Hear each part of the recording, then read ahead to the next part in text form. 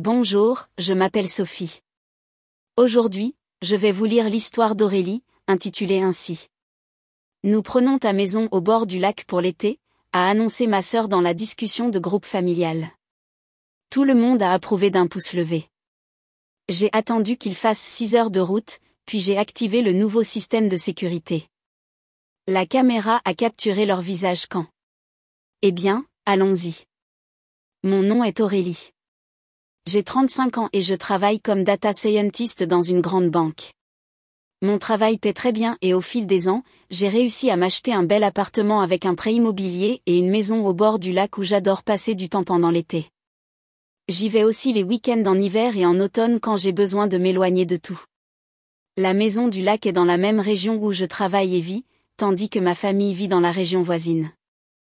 Il y a environ 6 heures de route entre nous, ce qui, honnêtement, me convient plutôt bien. Je n'ai pas à gérer les drames familiaux constants, et je ne leur rends visite que pour les fêtes et les anniversaires. J'ai des parents qui ont la soixantaine et une sœur cadette nommée Chloé, qui a 32 ans. Chloé est mariée à un homme nommé Marc, et ils ont toujours été les enfants modèles de la famille. Depuis que nous étions enfants, tout a toujours tourné autour de Chloé. J'y suis habituée maintenant. J'avais donné à ma famille les clés de rechange de la maison du lac il y a des années, afin qu'ils puissent l'utiliser quand ils le voulaient. Cela semblait être la bonne chose à faire à l'époque. Ils ne visitaient pas si souvent, peut-être quelques fois par an, donc ce n'était pas un gros problème. En avril dernier, je suis allée leur rendre visite pour l'anniversaire de Chloé. Elle organisait sa fête chez nos parents, et je lui ai apporté un cadeau, des produits de soins coûteux qu'elle avait mentionné vouloir. La fête était typique. Tout le monde était assis autour de la table à parler de la vie de Chloé et Marc. Papa et maman n'arrêtaient pas de parler de la promotion récente de Chloé au travail, de la nouvelle voiture de Marc, de leur projet de rénovation de leur cuisine. Maman s'est tournée vers moi plusieurs fois et a demandé « Comment vas-tu, Aurélie ?» Mais chaque fois que j'essayais de répondre, Chloé m'interrompait avec une autre histoire sur elle-même. Après la 3e fois, j'ai juste abandonné et je suis restée assise à manger mon dîner, écoutant tout le monde faire l'éloge de ma sœur. Je n'étais même plus agacée. C'était juste comme ça que se passaient les dîners de famille. J'avais appris il y a longtemps à ne pas attendre beaucoup d'attention ou d'intérêt pour ma vie. Vers la fin du dîner, Chloé m'a regardée et m'a demandé « Alors, qu'est-ce que tu comptes faire de ta maison au bord du lac cet été ?» J'ai haussé les épaules. Comme d'habitude. M'y détendre seule ou peut-être avec des amis. Je pourrais la louer quelques semaines pour aider à couvrir le prêt de mon appartement. Mes parents ont échangé un regard étrange, mais je n'y ai pas prêté attention à ce moment-là. J'ai passé la nuit chez mes parents et je suis rentrée chez moi le lendemain. La vie a repris son cours normal et je me suis plongée dans un grand projet d'analyse de données. 2 semaines plus tard, j'étais à mon bureau quand mon téléphone a commencé à vibrer.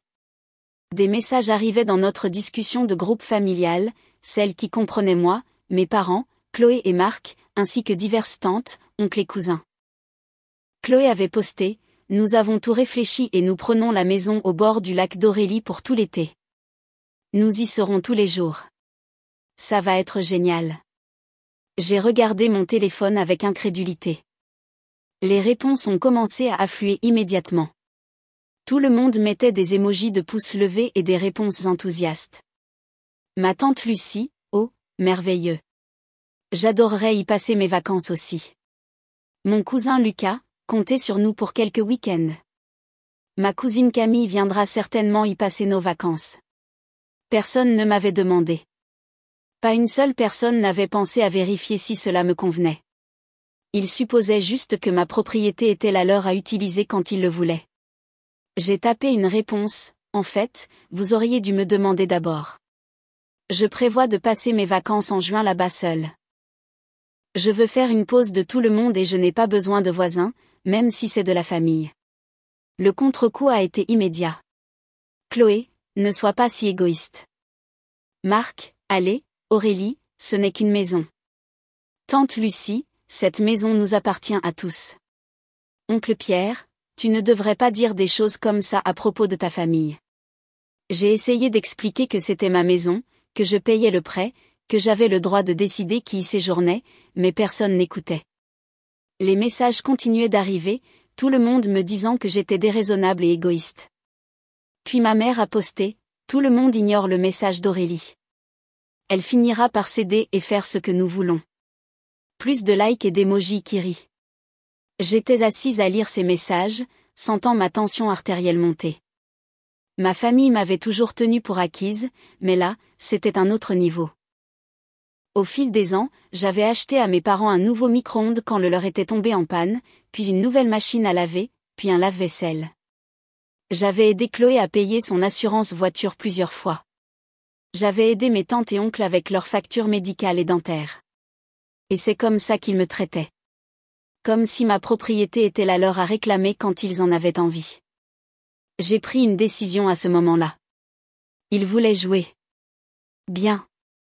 Je leur ferai une surprise qu'ils n'oublieraient pas. J'ai demandé quelques jours de congé et j'ai conduit jusqu'à ma maison au bord du lac. Il m'a fallu environ 1 heure pour y arriver, beaucoup plus vite que les 6 heures qu'il fallait à ma famille pour venir de leur région. Le lendemain matin, j'ai appelé une entreprise de sécurité. Ils sont venus le jour même et ont installé des caméras de surveillance tout autour de la maison. Ils ont également installé un nouveau système d'alarme qui m'alerterait ainsi que la police si quelqu'un essayait de s'introduire. Puis j'ai appelé un serrurier. Il a changé toutes les serrures de chaque porte. Maintenant, j'étais la seule personne avec les clés.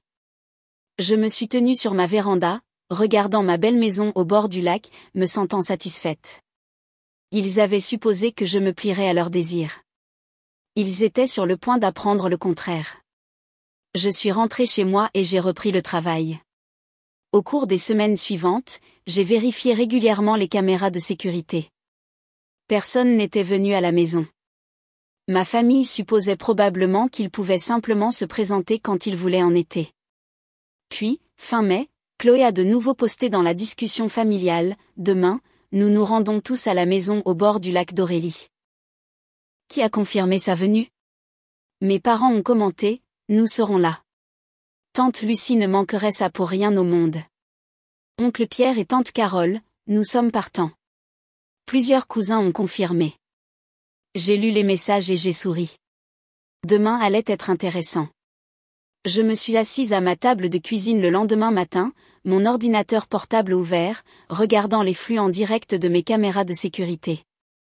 Mon café refroidissait, mais je m'en fichais. C'était trop divertissant pour détourner le regard. Vers midi, j'ai vu la première voiture arriver à ma maison du lac. C'était Chloé et Marc dans leur SUV. Puis sont arrivés mes parents dans leur berline. Juste derrière eux, il y avait 2 autres voitures, ma tante et mon oncle dans l'une et mes cousins dans l'autre. Ils se sont tous garés dans l'allée et sont sortis, riant et bavardant. Je pouvais les voir porter des sacs et des glacières, prévoyant clairement d'y passer toute la journée. Chloé s'est approchée de la porte d'entrée la première. Elle a sorti sa clé et a essayé de la mettre dans la serrure. Elle ne rentrait pas. Elle a réessayé, secouant la clé. Toujours rien. Marc est venu et a essayé sa clé. Même résultat. J'ai regardé la confusion se répandre sur leur visage. Ils se parlaient, essayant probablement de comprendre ce qui se passait. Puis Marc a levé les yeux et a pointé directement la caméra installée au-dessus de la porte. Tout le monde s'est tourné et l'a fixé. Je pouvais voir leurs expressions passer de la confusion à la colère lorsqu'ils ont réalisé ce qui s'était passé. Mon téléphone a immédiatement commencé à sonner. Maman appelait. Je n'ai pas répondu. Puis Chloé a appelé. J'ai laissé le message aller à la messagerie vocale. Marc a essayé ensuite. Non. Puis ma tante et mon oncle ont commencé à appeler.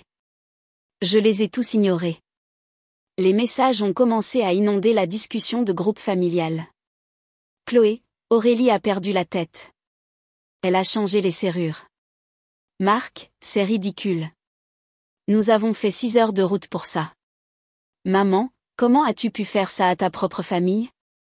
Papa, tu nous as tous piégés. C'est inacceptable. Tante Lucie, j'ai pris des congés pour ces vacances. Oncle Pierre, tu es un égoïste complet.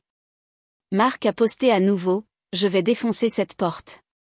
J'ai éclaté de rire et j'ai tapé ma réponse, si tu défonces cette porte, l'alarme se déclenchera et la police arrivera. Vous serez tous arrêtés pour intrusion. » J'ai regardé sur la caméra qu'ils sortaient tout leur téléphone pour lire mon message. Les expressions sur leur visage étaient inestimables. Ils sont passés de la colère à la peur en environ 2 secondes. Après cela, j'ai complètement quitté la discussion de groupe familial. J'en avais fini avec leur drame. Sur le flux de la caméra, je pouvais les voir tous regroupés près de la porte d'entrée, se disputant. Ils gesticulaient sauvagement, clairement bouleversés. Après environ 15 minutes, ils sont tous retournés à leur voiture avec des expressions de défaite et sont partis. J'ai terminé mon café et j'ai continué ma journée en me sentant plutôt satisfaite de moi-même. Ce soir-là, mon téléphone a de nouveau sonné. Cette fois, c'était maman, et j'ai décidé de répondre. « Comment as-tu pu nous faire ça ?» a-t-elle dit immédiatement. Pas de bonjour, non. « Comment vas-tu ?» Directement le coup de la culpabilité. « Nous avons fait tout ce chemin et tu nous as enfermés dehors. Tu es une traîtresse. Je vous avais prévenu que c'était ma propriété et que moi seul décidais qui pouvait l'utiliser. Vous m'avez tous ignoré et avez supposé que vous pouviez faire ce que vous vouliez. Mais nous sommes une famille. La famille ne traite pas la propriété des autres comme si elle était commune. Vous vous êtes tous comportés de manière terrible. Et à partir de maintenant, aucun de vous n'est plus autorisé là-bas. Aurélie, tu es déraisonnable. Et maman, j'ai aussi fini de vous aider financièrement. Plus d'argent pour les appareils électroménagers ou quoi que ce soit d'autre. Dis à Chloé que je ne paierai plus son assurance voiture non plus. Et dis à tante Lucie et oncle Pierre que j'ai fini de les aider avec leurs factures médicales. Il y a eu un silence à l'autre bout. Tu ne le penses pas, a finalement dit maman. Je le pense absolument. Vous avez tous profité de moi pendant des années et j'en ai assez. J'ai raccroché avant qu'elle ne puisse répondre. J'ai immédiatement ouvert mon application bancaire et annulé tous les virements récurrents, ceux à mes parents et celui qui payait l'assurance voiture de Chloé. Cela faisait du bien de reprendre le contrôle. Au cours des jours suivants, mon téléphone a constamment vibré avec des appels et des SMS de membres de ma famille. Je n'ai répondu à aucun des appels. Les messages textes ont traversé des phases. D'abord, ils étaient en colère. Comment oses-tu nous faire ça et tu ruines cette famille ? Puis ils ont essayé la culpabilité. Nous voulions juste passer du temps ensemble et la famille est censée s'entraider. Finalement, ils sont passés aux excuses. Nous sommes désolés d'avoir supposé et peut-être que nous avons dépassé les bornes. Je n'ai répondu à aucun d'entre eux. J'en avais fini de jouer à leur jeu. 2 semaines plus tard, j'ai pris mes vacances et je suis allée à ma maison au bord du lac. J'y ai passé 2 semaines glorieuses, complètement seule. Pas de visiteurs surprises, pas de drames familiaux, personne ne supposant avoir le droit à ma propriété.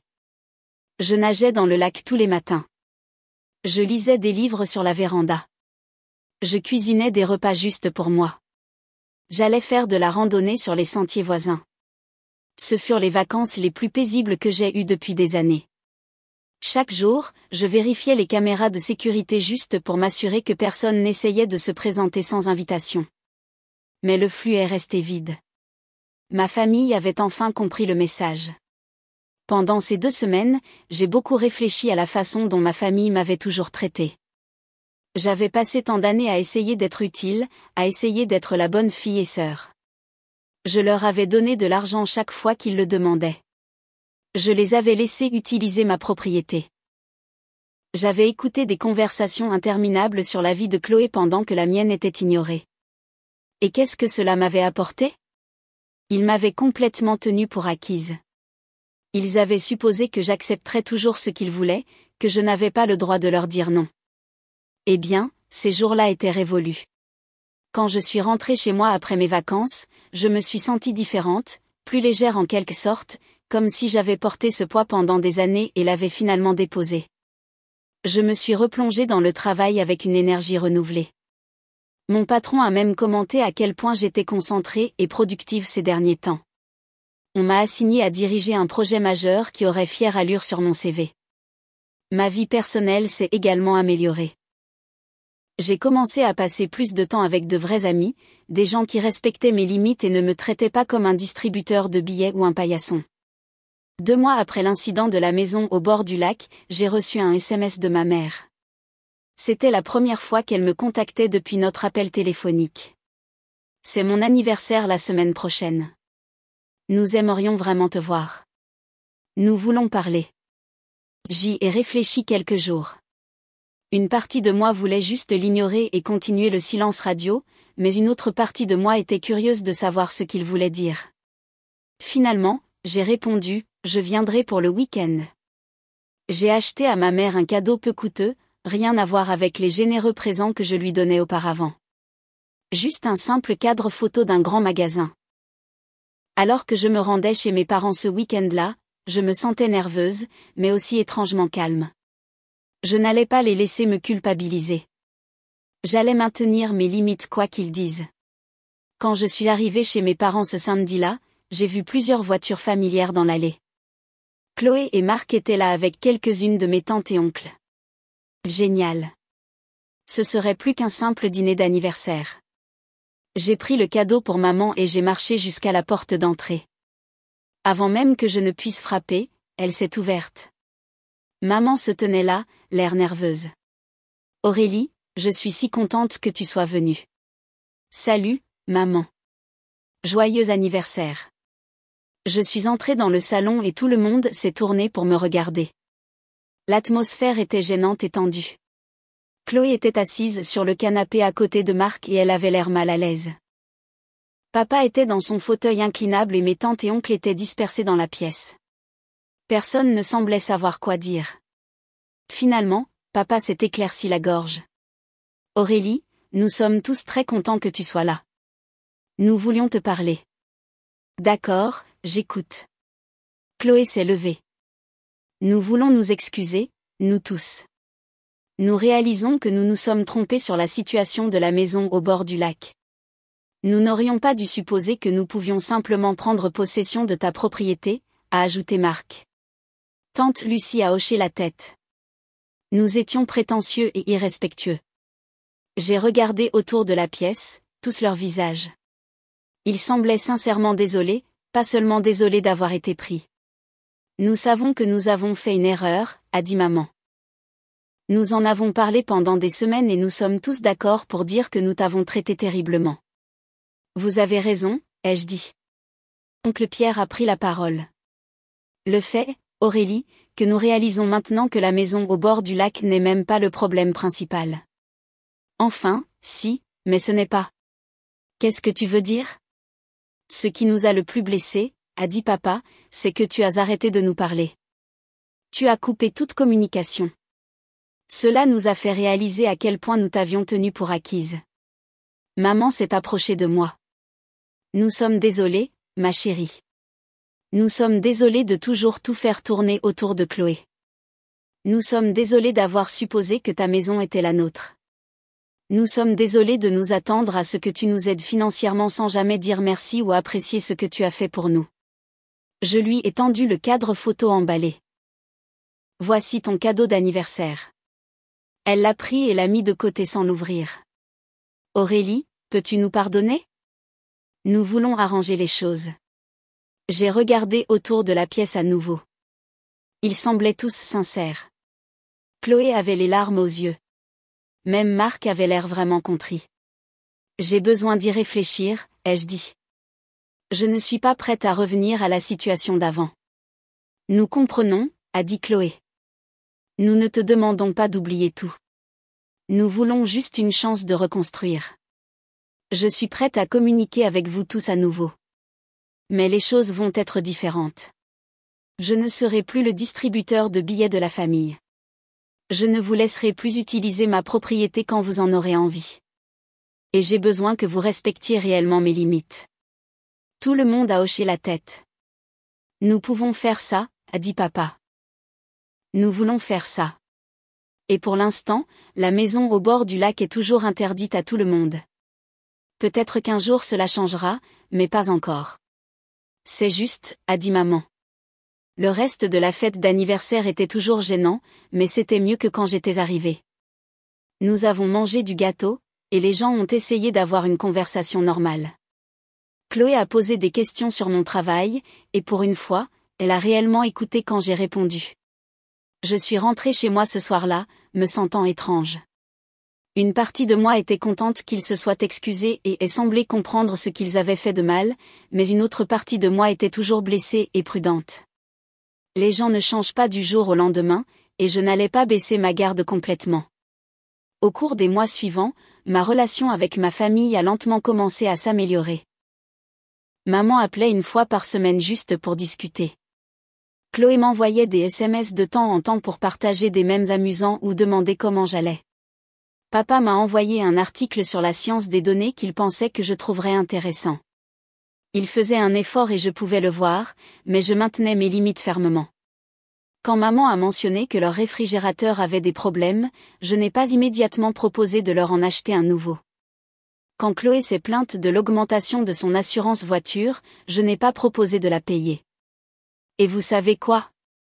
Ils n'ont pas demandé. Ils ont réellement respecté mes limites.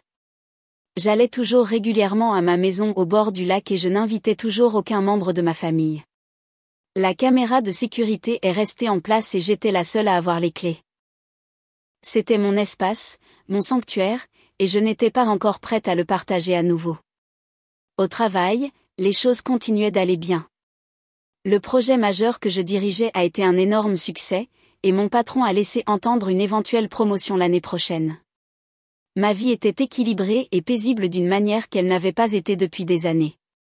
J'ai aussi commencé à fréquenter quelqu'un, un homme nommé Michel, que j'ai rencontré par des amis. Quand je lui ai raconté l'histoire de ma famille et de la maison au bord du lac, il a été choqué. Ils ont juste supposé qu'ils pouvaient prendre possession de ta propriété pendant tout l'été? Oui. Et ils étaient en colère quand je les ai arrêtés. C'est fou. Tu as fait la bonne chose en fixant des limites. C'était agréable d'entendre cette validation de quelqu'un en dehors des drames familiaux. 6 mois après l'anniversaire de maman, j'étais dans mon appartement quand Chloé a appelé. Salut, je peux te demander quelque chose? Je sais que la maison au bord du lac est toujours interdite, et je respecte totalement cela, mais je me demandais si un jour, à l'avenir, par exemple l'été prochain ou quelque chose comme ça, Marc et moi pourrions venir te rendre visite là-bas. Juste pour un week-end, nous demanderions la permission d'abord et suivrions toutes les règles que tu fixerais. J'y ai réfléchi. Peut-être. Laisse-moi y réfléchir. C'est tout ce que je demande. Merci d'y penser. Après avoir raccroché, j'ai réalisé que quelque chose d'important avait changé. Chloé avait réellement demandé la permission. Elle n'avait pas supposé. Elle n'avait pas exigé. Elle avait respectueusement demandé quelque chose et accepté que je puisse dire non. C'était un progrès. Je n'étais toujours pas sûre si je me sentirais un jour à l'aise de laisser ma famille utiliser la maison au bord du lac à nouveau. Peut-être un jour, mais peut-être pas. Et c'était bien. C'était ma propriété, ma décision, et il semblait enfin comprendre cela. La relation avec ma famille n'était pas parfaite, et elle ne le serait probablement jamais. Mais elle était meilleure qu'avant. Nous parlions occasionnellement. Il respectait mes limites, et je ne me sentais plus exploitée. Le plus important, c'est que j'avais appris qu'il était acceptable de dire non à sa famille. Il était acceptable de protéger ce qui était à moi, et il était acceptable d'exiger le respect, même des gens qui étaient censés m'aimer inconditionnellement. 1 an s'était écoulé depuis l'incident de la maison au bord du lac, et ma vie avait changé d'une manière inattendue. La promotion que j'espérais était arrivée, et j'étais maintenant une data scientist senior avec une augmentation de salaire significative. Ma relation avec Michel se renforçait, et nous avions même commencé à parler d'emménager ensemble. Ma relation avec ma famille s'était stabilisée en quelque chose avec lequel je pouvais réellement vivre. Nous parlions régulièrement, mais pas constamment. Je leur rendais visite quelques fois par an pour les grandes fêtes et les anniversaires. Ils m'ont rendu visite une fois, ce qui était une première. D'habitude, c'est moi qui faisais les 6 heures de route. Maman et papa avaient compris comment gérer leurs propres dépenses. Quand leur lave-vaisselle est finalement tombé en panne, ils l'ont remplacé eux-mêmes sans me demander d'argent. Chloé payait sa propre assurance auto et avait même trouvé un meilleur emploi qui rapportait plus. Le changement dans la dynamique familiale était subtil mais significatif. Au dîner de famille, les gens posaient réellement des questions sur ma vie et écoutaient mes réponses. Quand je parlais de mes projets professionnels, ils n'interrompaient pas et ne changeaient pas de sujet. Chloé m'a même demandé des conseils sur sa carrière à quelques reprises. Ce n'était pas parfait, mais c'était mieux. Et j'avais appris que mieux était suffisant. La maison au bord du lac est restée mon sanctuaire. J'y allais toujours régulièrement et je n'avais toujours pas invité de membres de ma famille à revenir. La caméra de sécurité est restée en place et j'ai gardé les nouvelles serrures. Cela peut sembler dur, mais j'avais besoin de savoir que cet espace était vraiment le mien. Un week-end de fin d'été, j'étais à la maison au bord du lac, me relaxant sur la véranda quand Michel a appelé. « Salut, je pensais à quelque chose. Tu as parlé de peut-être laisser ta famille visiter la maison au bord du lac un jour. Penses-tu que tu es prête pour ça ? » Je me posais la même question. Je ne sais pas. Une partie de moi pense que suffisamment de temps s'est écoulé, mais une autre partie de moi se souvient de la façon dont ils ont agi et s'inquiète qu'ils ne reprennent leurs vieilles habitudes. Que te dit ton instinct ? J'y ai réfléchi. Mon instinct me dit que je pourrais peut-être laisser Chloé et Marc venir passer un week-end. Juste eux, pas toute la famille. Et seulement s'ils demandent la permission d'abord et respectent les limites que je fixe. Ça me semble raisonnable. Je vais y réfléchir un peu plus. Quelques semaines plus tard, Chloé m'a appelé. Aurélie, je sais que j'ai déjà posé la question, mais je voulais vérifier à nouveau. Envisagerais-tu un jour de laisser Marc et moi venir visiter la maison au bord du lac ? Nous serions respectueux. Nous rangerions après nous, et nous ne resterions que le temps que tu dirais. C'était la 3e fois qu'elle demandait au cours de la dernière année. Chaque fois, elle avait été polie et n'avait pas insisté quand j'avais dit que je n'étais pas prête. Et si vous veniez pour un week-end le mois prochain ? Je me suis entendu dire, juste toi et Marc. Aucun autre membre de la famille. Il y a eu une pause. Vraiment ? Tu es sûre ? Je suis prête à essayer. Mais Chloé, si tu trahis ma confiance à nouveau, c'est fini. Il n'y aura pas d'autre chance. Je comprends. Merci, Aurélie. Nous ne te décevrons pas. Quand ce week-end est arrivé, j'étais nerveuse. Je me suis rendue à la maison au bord du lac la veille de leur arrivée et j'ai vérifié que tout était prêt. Je me suis également assurée que les caméras de sécurité fonctionnaient correctement, juste au cas où. Chloé et Marc sont arrivés exactement à l'heure qu'ils avaient indiqué. Ils ont apporté leur propre nourriture et ne m'ont rien demandé. Ils ont passé le week-end à nager, faire de la randonnée et se détendre. Ils ont rangé après eux et ne se sont plaints d'aucune de mes règles. Le dimanche, en partant, Chloé m'a serré dans ses bras. Merci de nous donner une autre chance. Cela signifie beaucoup. Vous l'avez mérité en respectant réellement mes limites. Après leur départ, je me suis sentie bien à propos de la décision. C'était un petit pas, mais c'était un progrès. Je ne savais toujours pas si je laisserais un jour toute la famille revenir ou si les choses seraient un jour comme avant. Et honnêtement, je ne voulais pas que les choses redeviennent comme avant. L'ancienne façon de faire me faisait me sentir exploitée et tenue pour acquise. Cette nouvelle façon de faire me faisait me sentir respectée et valorisée. Cela valait la peine d'être protégée. Michel et moi nous sommes fiancés quelques mois plus tard et nous avons commencé à organiser un petit mariage. Quand je l'ai dit à ma famille, ils étaient sincèrement heureux pour moi. Maman a même proposé d'aider à la planification sans essayer de tout prendre en charge. Chloé a demandé si elle pouvait faire partie du cortège nuptial, et j'ai dit oui. Non pas parce que je me sentais obligée, mais parce que notre relation s'était réellement améliorée au point où je la voulais là. Lors de la fête de fiançailles, papa m'a prise à part. Je suis fière de toi, Aurélie, non seulement pour ta carrière ou ses fiançailles, mais pour t'être défendue l'année dernière. Je sais que ce n'était pas facile.